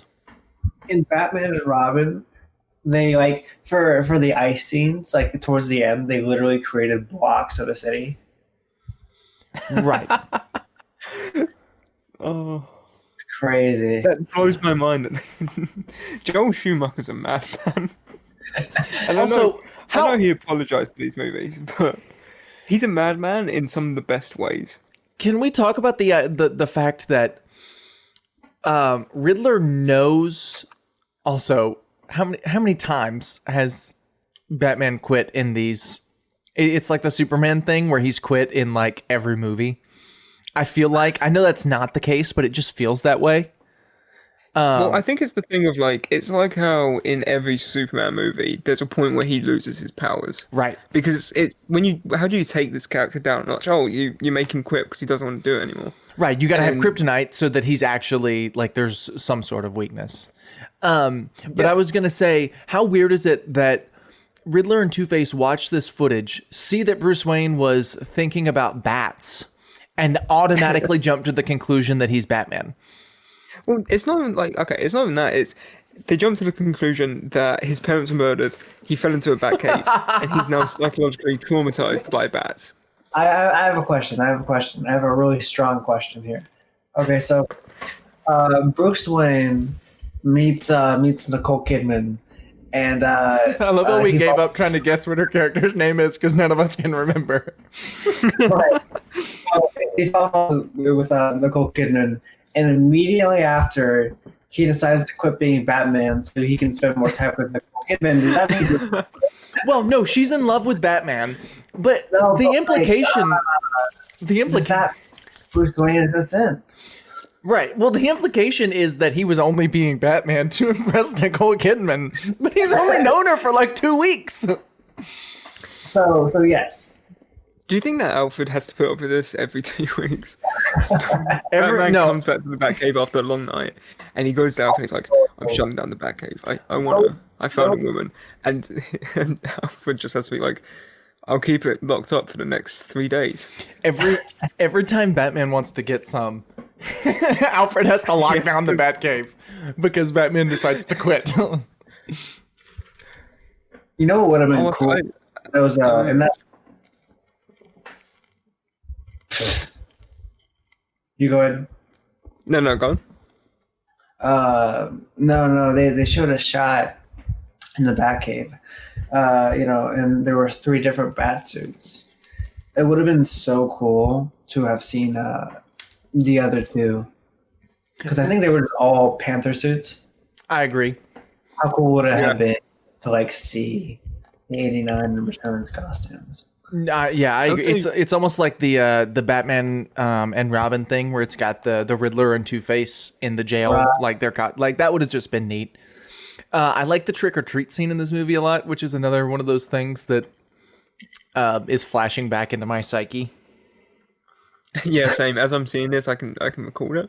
I also just want to say that a rose falling off of his nightstand that he had there for no reason made him flash back to his parents' death. Also, there was no water in that vase, so the rose No, the rose is is dying. right. I mean, it's already dead, but I just. Do you think every time? I mean, I know people give the Martha scene a little shtick. This is basically the same thing. yes, it is the same thing. Bruce Wayne has a very subtle reminder of this traumatic event and immediately regresses. Yeah. Also, the plot of this movie is like he's like blacking out what happened, and he's trying not to remember it, but also he's Batman, which means he has to remember it. Right. It's like well, I mean, I can't believe I'm about to say this as a serious comment. Batman Begins did this much better. Like, I shouldn't have to say that, but it did the exact same thing, just much better. Like he processes through his parents' death, and it's the reason he does what he does. But it's not like it gives him a horrible nightmares. And he does it as a way to get through ninja training. Right. I mean, I understand like your parents dying and stuff that's a rough thing to go through, and I'm sorry for anyone who's ever had to go through that. But Bruce Wayne had a pretty good father figure in his life in Alfred, and you would think 30 some odd years later he'd be over it. He'd be like, well, not even like, okay. I know a big thing with Batman is joking about, he's not over his parents' death. Haha. One thing, real quick, Josh. They gave the kid actor playing Bruce Wayne a fake mole to match Val Kilmer's mole. He looks like Val Kilmer, which is quite neat. Yeah. I also think the thing about him falling in the cave and the bat flying towards him is weird. Yeah. I know they did the same thing in Batman Begins. Like he fell in the cave and then the bat started flying at him, but it wasn't the one like animatronic bat. Do you know I'm going to become a superhero when I'm older called Jurassic Park Man? I forever remember the time I walked into the living room and saw the raptor walking towards me very slowly. Yeah, it's odd. It's very strange. This movie is very strange. Also, these scenes are just so boring. Yeah, no, nothing happens. That's my biggest problem with the movie, is it's just... Also, Bruce, what are you trying to tell me? I will use the image of this to strike fear into all of those who commit crime, is what he says to her. I think she can pick up what he's putting down. It's not that complicated, Nicole Kidman. Also, I have a note. In that very first scene, where Bruce Wayne is in the lab and he's talking to Edward. John Favreau was a background character. Neat. See, I knew you'd bring excellent trivia. Well, no, I didn't. I've always twick or tweet. I've always liked the idea, and by like the idea, I mean also that's a stunt double. Just by the way. Oh yeah, you could tell because it was like the fake. It was like the fake silver hair that you spray on. But anyway, I've always thought it was weird, like people being able to tell who someone is by kissing them. She wasn't able to tell that he was Batman when Bruce Wayne told her he was Batman, but by kissing him, she was able to tell. I also want to say that in the scene where Alfred gets knocked out, you can see him after he's been knocked out move the tray out of the way of the door so they can put it open. Well, that was the best take they had, Josh. Well, at least something's happening in the movie. That's true. Intruder alert. Is this where everything blows up? Yeah. Gotcha. Yeah, I think so. The noise making little like bombs. Yeah. I like that. Oh, this is where he like hip thrusts. I remember this. Yes. the iconic Jim Carrey hip thrust. What a cool Batmobile. I remember it because Isn't it a cool Batmobile? I know it gets a lot of hate, but I like it. I like the neon lights in it. Jim Carrey just stabbed the floor so hard that he penetrated concrete. So that's what his box does. The bat bombs. Also, Two-Face flips his coin 3 times. When I was younger, I was like, isn't that just cheating? It turns out, I realised that it's because there's 3 people he's deciding to fade off. Ah, okay. Like, he's trying to choose Alfred, Chase, and Bruce. Huh. I hadn't thought about that. Look at you go, Josh, figuring out the movie. You're adding so much depth to this film. To this depthless movie. It's because I'm finishing university. It's all starting to rub off on me, and I'm overanalyzing every scene. There it is. There's the famous hip thrust. Oh, beautiful. The baseball thing. I like that he puts his tongue in his jaw, like a big old chaw of dip. Oh yeah. Jim Carrey really does chew the scene. The sound effects are also weird. Like there was a slide whistle. Like it's weird. I don't understand half the movie, and also him throwing like chittering teeth is basically full on Joker. That's literally something the Joker did. Looney Tunes laugh. How weird. I don't even want to comment. I did not need to hear that, man. The one thug sliding down the stairs, and he couldn't like grasp it. Oh, that's the second time Bruce Wayne gets shot. Okay. To know, here's some excellent depth in the film. So Two-Face really likes the number 2, right? Right. Okay. Why would he do that? No. Here's the thing. He had to have shot a 2mm bullet for it to hit between the 2mm bullets. The makeup thing is still bugging me. Oh, yeah. I don't.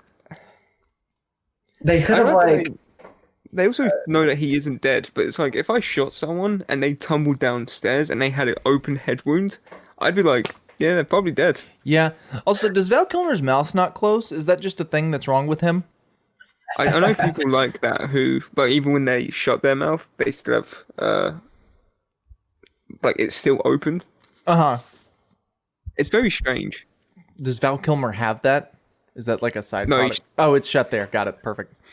He's just horribly uncomfortable. That's because they had surgery on his jaw. Between takes.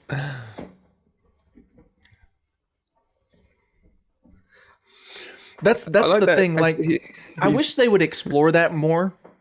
Alfred as the father figure, because I love that aspect so much, where Alfred is Bruce Wayne's father figure, and Bruce Wayne like knows that, and so it's not like, oh, I had this horrible life because my parents died.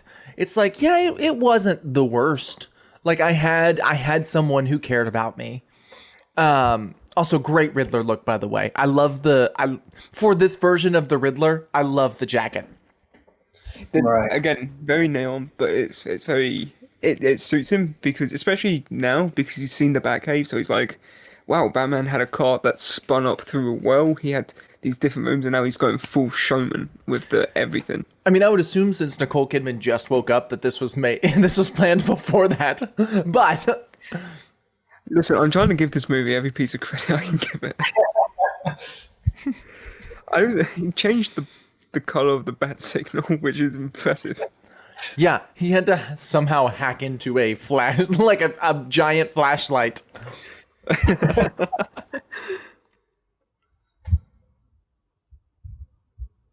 I've always really liked the sound effect of the ball hitting back and forth on the table. Yeah. That is satisfying. It's a clock.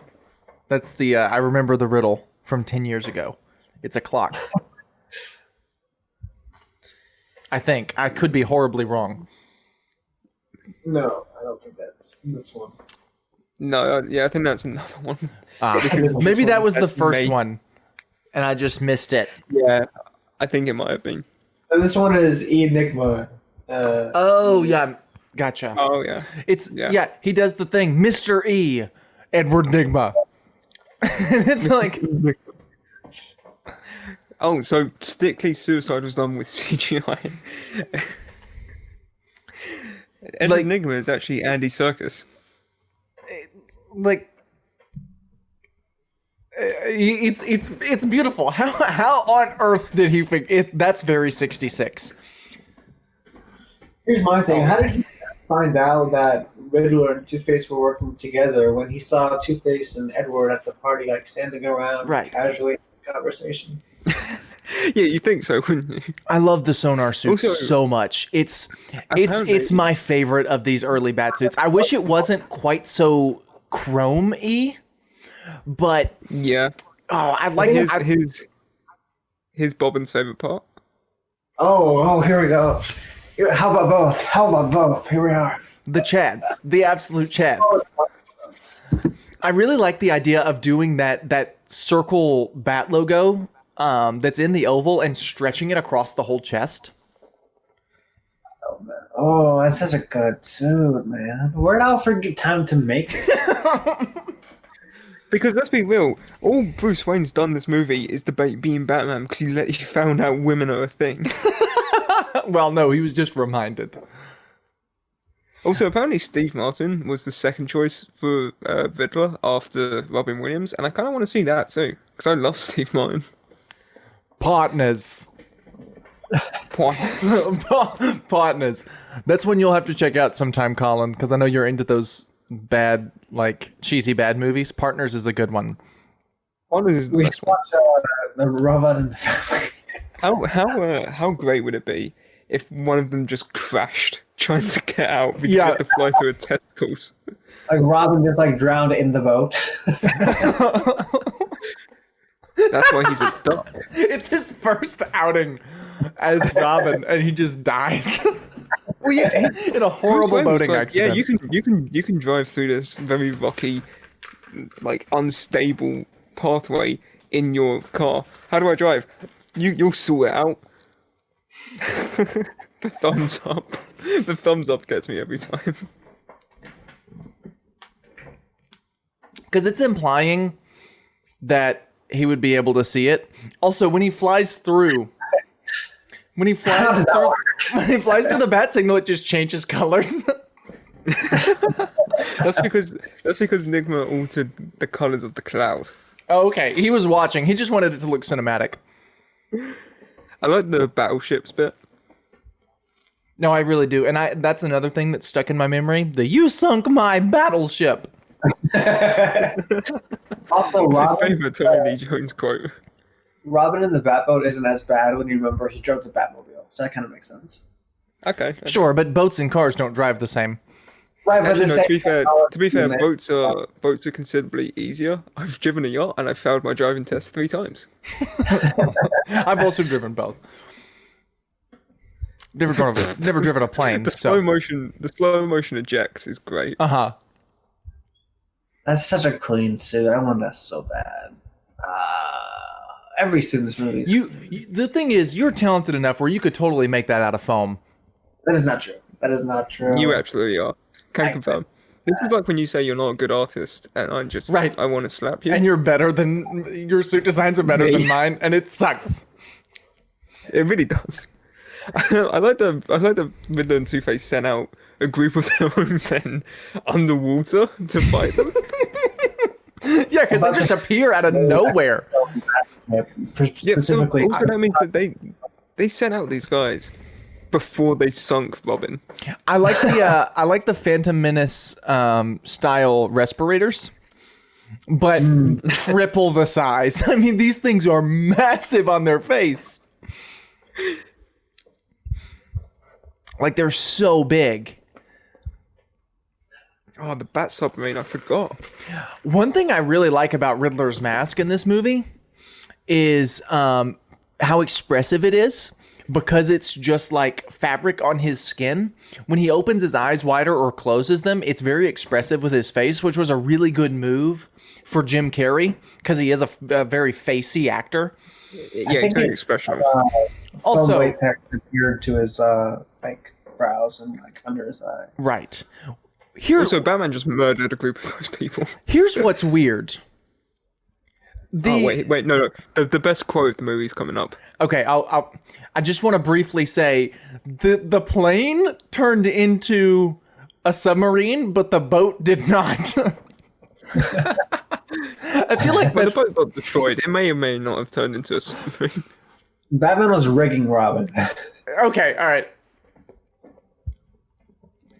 Holy rusted metal. Here it is. Holy rusted metal, Batman. The ground. It's holy. It's rusted and there's metal. Full of holes.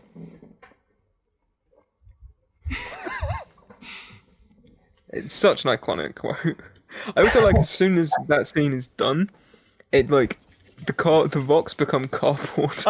Well, and also they're in the middle of nowhere by themselves, and he's calling him Robin. But the weirdest thing, like that scene, as great and it's as clever as it is, and as much as I like it, it's also so weird because he just says, Val Kilmer just goes, "What?" And then he says, "The ground, it's rusted and made of metal, and there's holes in it." And then he goes, "Oh," and that's it. It just cuts. Like, I'm like, it's the most awkward. The Robin costume, the thing I love most about it is the collar. Yes. I love that they worked the collar into it. What'd you say? I love that they worked the collar into it. Like, I really, really like that. Because it's like, it is the Tim Drake design, but it's like that one little bit that's like very Dick Grayson is that collar, and I love it. I wish they had done the more. I mean, I completely understand why, but I wish they had gone with the Dick Grayson R. Yeah, I think it's because like this one's more like custom and iconic and easy to market. Right. Because it looks like Robin, and the other one just looks like an R. Right. That shot there is beautiful too. Riddler and Two-Face, because this like the lights and everything, it would drive me insane. Dude, it would give me the biggest headache. It's also just very ineffective. Like, it serves no purpose. Yeah, it's insane. Also, the Robin Two-Face stuff is really well done, and it doesn't deserve to be in this movie. No. It deserves to be in one of the Burton movies. I mean, it's very similar to, again, Joker, Batman, on the gargoyles. Right. I mean, that's what they were trying to do. I mean, it's got that same feeling. And Tommy Lee Jones is so great. Yes, he's such a good actor. He also doesn't deserve to be in this movie. I'd rather see you in jail. That's another great line. Alongside this movie. You'd know the answer to this question. What are the capes made out of? Because they're clearly too thin to be leather, but they have that leather feel to them. They're, I think these are casted in urethane, which that makes them like a really, really heavy. Like they're like, what they did was like they molded like a round table, and like casted it in like rubber. Gotcha. Okay, that's neat. Okay, so urethane's like basically kind of thinner rubber. Right, but it's way heavier. So it's like Flex Seal. Well, yeah, like Doc said earlier, Val Kilmer lost 5 pounds filming the opening scene alone because the suit was just that heavy. Also, that scene where Batman does all of the gadgety things to make that fall, really neat. However, I have no idea what he did. Completely pointless. No, I just don't know what he did to get there. It's edited so poorly. I have no idea how that worked as a kid. I was like, Also, what's that? Riddler's outfit just takes such a nosedive. Yes. And I would say that the question mark. When did he change? You think his hair kind of making that shape is him like intimidating like the bad ears? It probably is actually. Do you know what it reminds me of? It reminds me of Telltale, the Telltale Batman game. Spoilers if you want to play that, which I totally recommend. Essentially, Joker becomes your best friend, and he starts wanting to be a vigilante like Batman. So he spikes his hair up in almost that exact same way to imitate bat ears. I think that's right. I think he is doing. I can't think of another explanation. Okay, but here's the thing. In the scene directly before this, the last scene Riddler was in, which was like 10 minutes ago. Also, the deep voice thing doesn't make any sense, but I'm just going to skip over that for the sake of this. His hair was significantly shorter, and he was wearing different clothing, and so now he's changed, and his hair is longer? He's gotta put on a whole act for Nicole Kidman. Okay, got it. Oh, so a neat thing I just found out. So Ben Affleck auditioned for Robin when it was a part in Batman '89. Then Matt Damon auditioned for Robin in this. Really? Yeah. And then obviously Matt Damon went on to play Batman in Batman vs Superman and Justice League in 2017. Right. Right. Yeah. And Ben Affleck was Robin in Batman v Superman. It was a deleted scene. Then Ben Affleck played stage actor playing Thor in Thor Ragnarok. After the scene in Batman v Superman, Bruce actually turns to Alfred and says, "Remember when I was Robin?" And then that just ends. Ben Affleck actually played a raging alcoholic. I heard a thing about Ben Affleck in '89 was Robin, but I didn't think it was true. I rate it.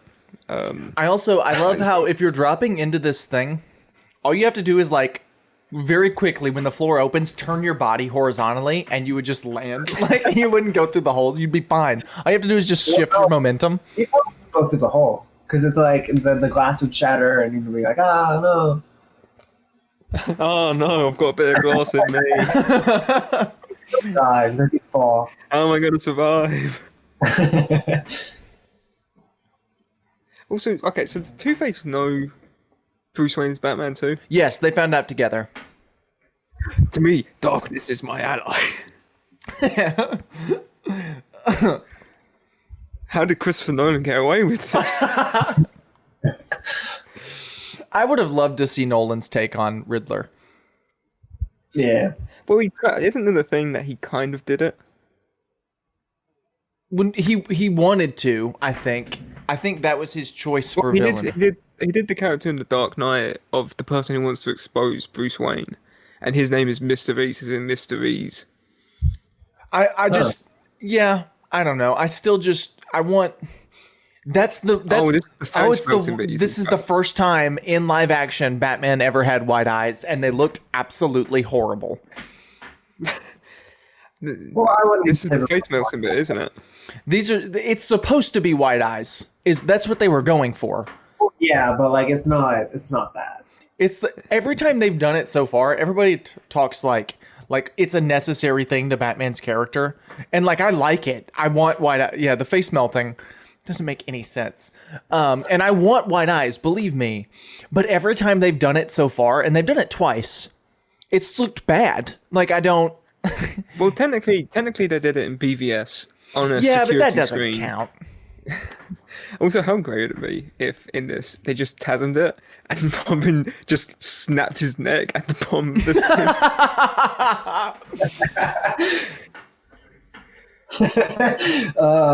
First, you just fuck.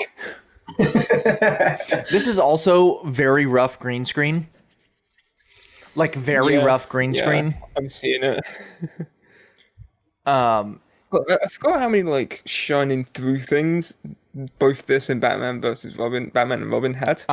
Also, does Robin just not have any grapples on his suit? Because he got his arms free. So does he just not have any grapples?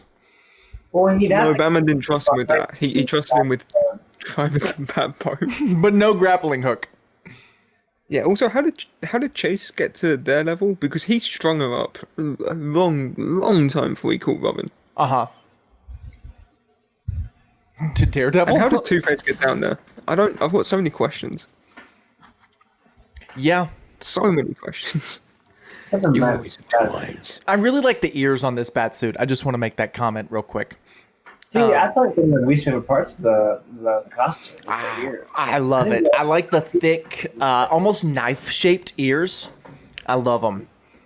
And they're the perfect length, too.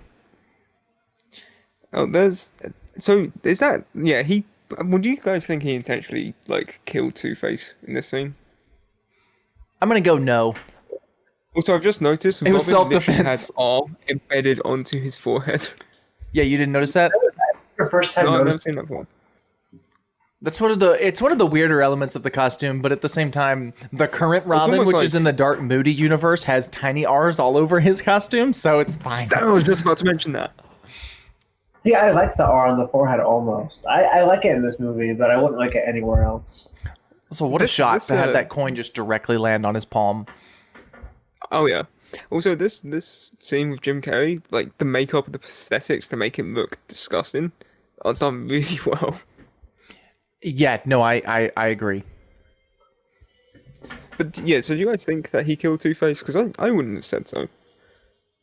I mean, I don't think he could have participated, like him falling because of it. Right. Like, my question is, what else would have happened? Like, what was Batman expecting? I don't think he was I think anticipating the fall. No, I think he thought he'd get confused, which would give Batman time to get there and like punch him out. Right. Well, also, neat. I also think this it was is the first time Arkham Asylum ever gets seen in live action. Neat. I didn't know that. My thought is it's more of a self-defense thing. He throws the coins to avoid being killed by Two-Face, and like if he dies, he dies, but he doesn't kill him on purpose. That's my thought. Also, is this actually Tim Burton? I feel like it is. I feel like that's a thing. I have no clue. Is it? I mean, it doesn't look like Tim Burton. So I'm going to go with no. Oh, maybe he's included as like a reference to Tim Burton. I think that's what it is. He's supposed to be like, I think his name, even on his name tag, says Tim or something. Well, Burton was a producer on the movie. Yeah, I'm pretty sure it's supposed to be like a reference to Tim Burton, but it's not played by Tim Burton. Because Tim Burton was too good for this movie. Right. You don't. Tim Burton gets a director cameo in a movie he didn't even direct. Yeah, Dr. Burton. Zack Snyder did it. Dr. Burton is his name. Yeah. So that's a definite reference to Timbo. Right. My boy Timmy. I didn't realize, and I don't know how I didn't, but Tim Drake is actually named after Tim Burton. Yeah. And I had never put those two together until Colin told me about that. I did not know that. Drake debuted in 1989. Yeah. It's just really neat that they did that. And I don't know how I never picked up on that, but it's a thing. Also, there's this huge gate, and yet for some reason a door right beside it to leave the asylum. I've never... You know, if Batman used that instead of the gate in the Arkham Asylum game, things might have gone a lot more smoothly. He could have just waltzed out. Also, I like how him and Chase have a makeout session, and Alfred's just there like, Alfred likes to watch. Alfred's a cock.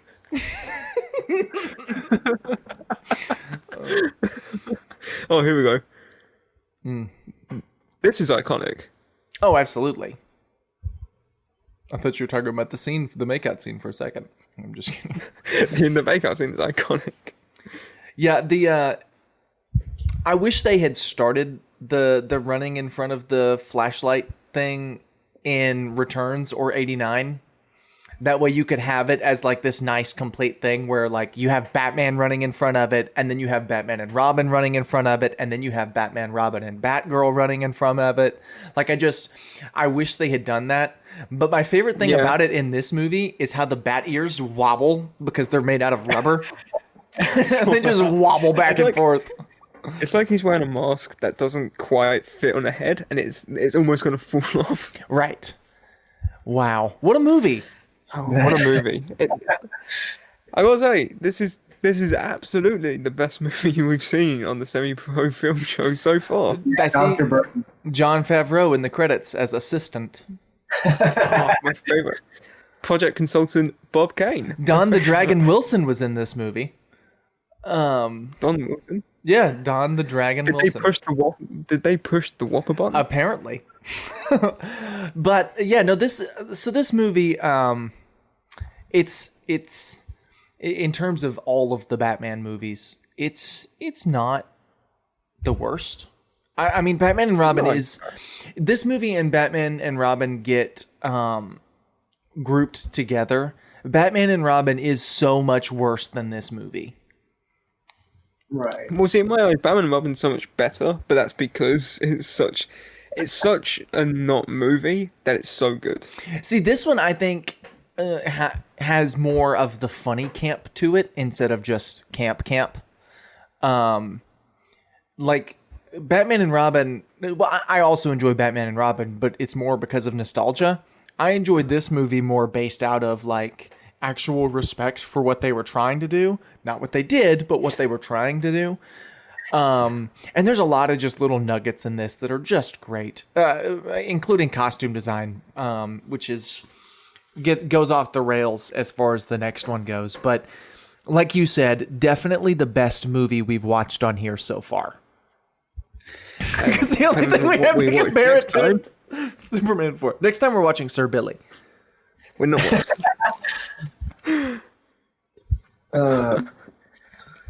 I guess that's... Colin, what do you think of the movie? Yeah.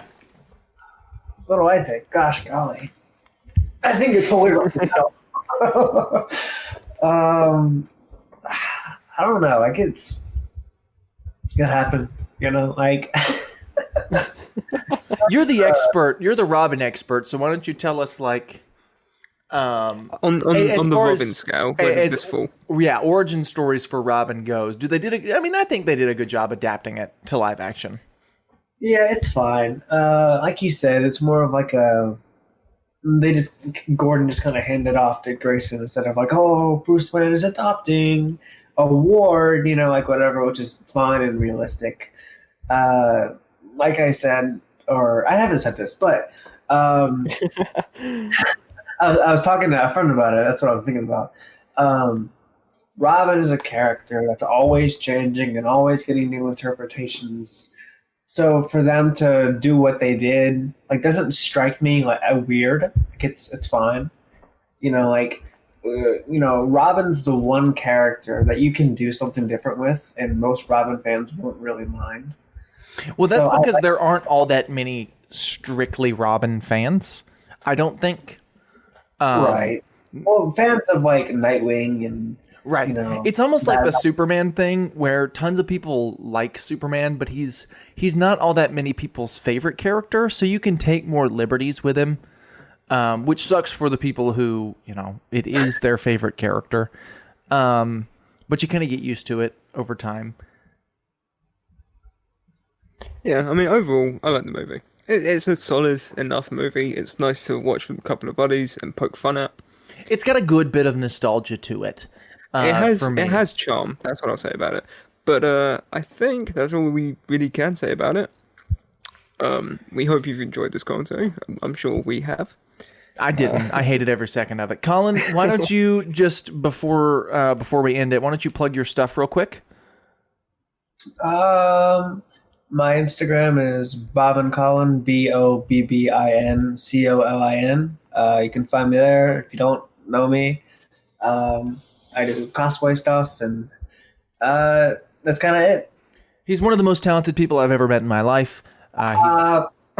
He's a great buddy, and he is I'm one of the only people whose favorite character is Superman, and he's one of the only people whose favorite character is Robin.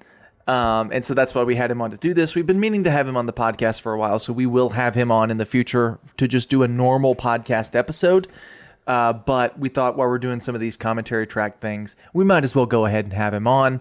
So thanks for stopping by. Well, gosh, golly gee, it was my pleasure, pal. All right, guys. Thanks for watching. We'll see you on the next Semi-Pro Film Show.